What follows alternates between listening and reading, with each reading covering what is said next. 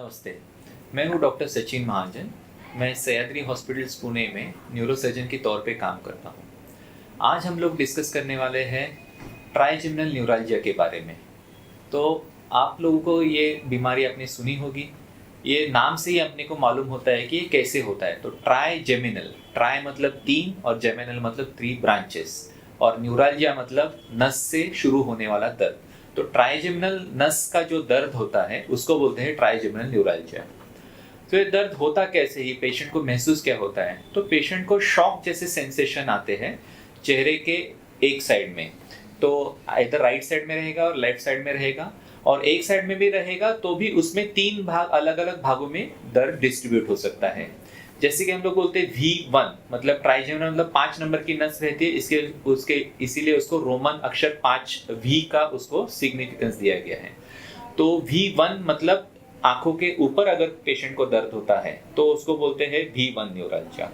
V2 मतलब आंखों के नीचे और ऊपर के जबड़े में जब दर्द होता है तो उसको बोलते हैं V2 न्यूरल्जिया।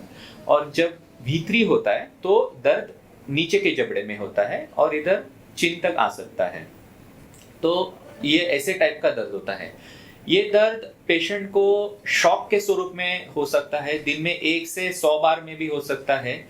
ज़्यादातर ये अगर पेशेंट चबाने की कोशिश करता है, जब ब्रश करने की कोशिश करता है, या फिर कोई ठंडी या फिर बहुत गर्म चीज़ खाता है तब उसको हो सकता है। और अगर बहुत सीवियर फॉर्म में हो तो पेशेंट को बात करने टाइम भी पेशेंट को दर्द होता है। इवन कभी कभी निगलते टाइम भी पेशेंट को दर्द हो सकता है। तो इसीलिए ये पेशेंट्स कभी कभी एकदम शांत रहते हैं और बात नहीं कर सकते हैं। तो ये बीमारी मतलब ये नस का जो दर्द होता है वो इतना सीवियर होता है कि कुछ कुछ लोग बिल्कुल ही डिप्रेशन में चले जाते हैं कि ट्रीटमेंट मिलता नहीं है बराबर, और उसकी वजह से उनको मालूम नहीं है क्या करना होता है। तो आज हम लोग डिस्कस करेंगे इसके कारण क्या होते हैं और उसके ट्रीटमेंट में हम लोग क्या क्या कर सकते हैं। तो इसका मेन कारण होता है जो मोस्टली 95% लोगों में दिखता है कि नस के बाजू में एक खून की नली होती है। आइदर वो आर्टरी होती है या फिर वेन होती है।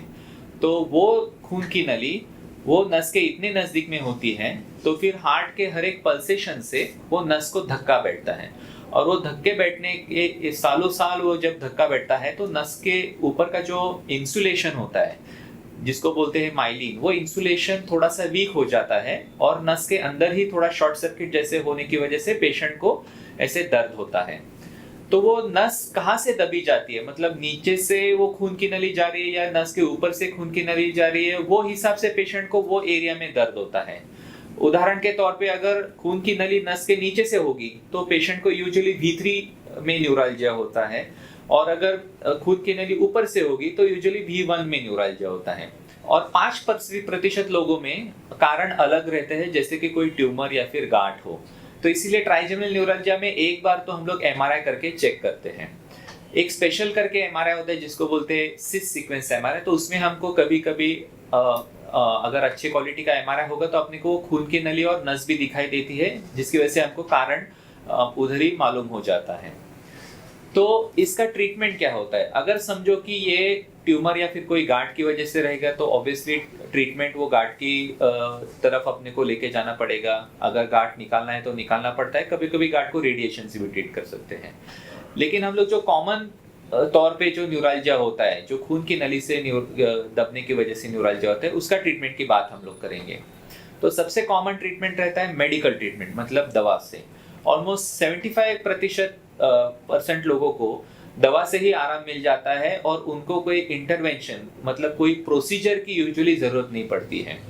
लेकिन 25% लोगों को कोई ना कोई प्रोसीजर उनको करना पड़ता है।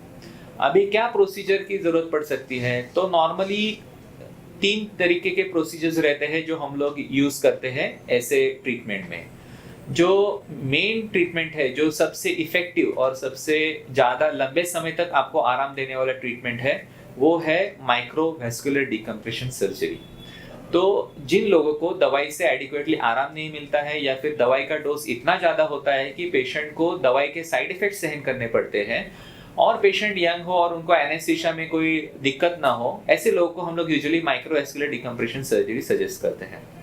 तो ये सर्जरी में क्या होता है, तो हम लोग कान के पीछे से एक छोटा सा ओपनिंग करके वहीं पे जाके एक रास्ता रहता है जिसको बोलते हैं सीपी एंगल में से जाके, वो रास्ते में से जाके वो नस को और वो खून की नली को दोनों को एक दूसरे से सेपरेट कर देते हैं। और उनको सेपरेट हमेशा के लिए रखने के लिए उन दोनों के बीच में आइदर एक स्नायु का टुकड़ा, मतलब मसल का एक टुकड़ा हम लोग उधर रखते हैं, या फिर टेफ्लॉन नाम का एक गॉज मिलता है, वो टेफ्लॉन का ऐसे कॉटन जैसे ये रहता है, वो दोनों के बीच में हम लोग रख देते हैं।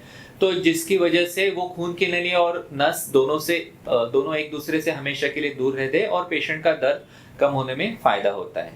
ऑलमोस्ट 80% लोगों को इसका सक्सेस रेट है, 80 से 90% लोगों को वापिस पेन जिंदगी भर नहीं होता है अगर ये सर्जरी करेंगे तो। ओके, तो दूसरा ट्रीटमेंट में जो बात कर रहा था वो है रेडिएशन। तो रेडिएशन का 3 टाइप का रेडिएशन है जो ऐसे ट्रीटमेंट में यूज होता है, जैसे कि SRS जिसको बोलते हैं स्टीरियोटैक्टिक रेडियो सर्जरी, दूसरा रहता है गामा नाइफ और तीसरा रहता है साइबर नाइफ। तीनों ट्रीटमेंट से, तीनों रेडिएशन से ट्राइजेमिनल न्यूरैल्जिया का हम लोग ट्रीटमेंट कर सकते हैं, लेकिन इसमें 2 डिसएडवांटेजेस है कि इसमें फायदा दिखने में बहुत टाइम लगता है, 3 या 6 महीने तक अपने को टाइम लग सकता है इसका फायदा दिखने में। और दूसरा नुकसान है कि थोड़े सालों बाद दर्द वापस आ सकता है, तो ये उसका प्रॉब्लम है। क्योंकि ये काम कैसे करता है, तो नस का जो गैंग्लियन है वो गैंग्लियन को जला के उसको डैमेज करके, उसको डिस्ट्रक्ट करके पेशेंट को आराम मिलता है। तो ऑब्वियसली जब नस वापस रीजनरेट होती है, वापस जब नस तैयार होती है, तो पेशेंट को वैसे दर्द वापस होने का रिस्क ऑब्वियसली रहेगा। तीसरा ट्रीटमेंट जो इंटरवेंशन की बात में कर रहा हूँ वो है कि रेडियो फ्रीक्वेंसी एब्लेशन। तो नस को रेडियो फ्रीक्वेंसी मतलब हाई टेम्परेचर से हम लोग जलाते हैं, तो ये भी डिस्ट्रक्टिव टाइप का ट्रीटमेंट है।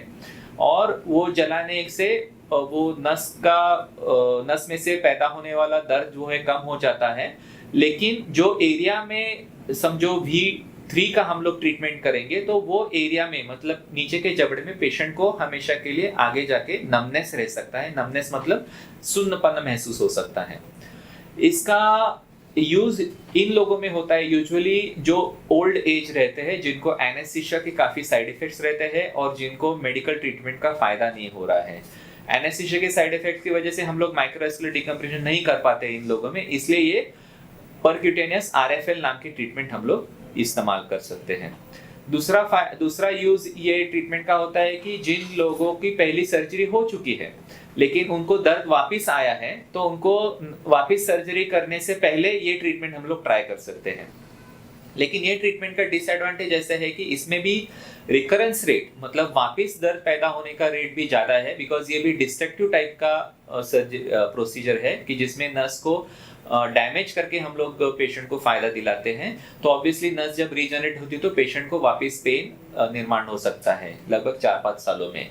दूसरा इसका डिसएडवांटेज है कि अगर पेशेंट को V1 न्यूरैल्जिया रहेगा, मतलब आंखों के ऊपर के नस के एरिया में न्यूरैल्जिया रहेगा, तो ये RFL हम लोग यूज नहीं कर पाते हैं, बिकॉज अगर वो यूज कर पाएंगे तो आंखों का सेंसेशन कम हो सकता है और उसकी वजह से पेशेंट को आंखों के पर्दे के ऊपर सफेदी वगैरह आने का रिस्क रहता है।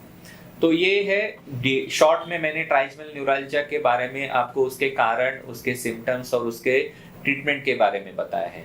अगर आपको ऐसे तकलीफ हो रही है तो नीचे दिए गए हुए नंबर्स पर आप कभी भी कांटेक्ट कर सकते हैं। नीचे ऑनलाइन कंसल्टेशन का लिंक भी दिया है, वो भी आप कांटेक्ट कर सकते हैं। हमारा एड्रेस भी नीचे सह्याद्री हॉस्पिटल पुणे का मेंशन किया रहेगा, आप वहाँ पे कभी भी आपको लगेगा कांटेक्ट कर सकते हैं। धन्यवाद।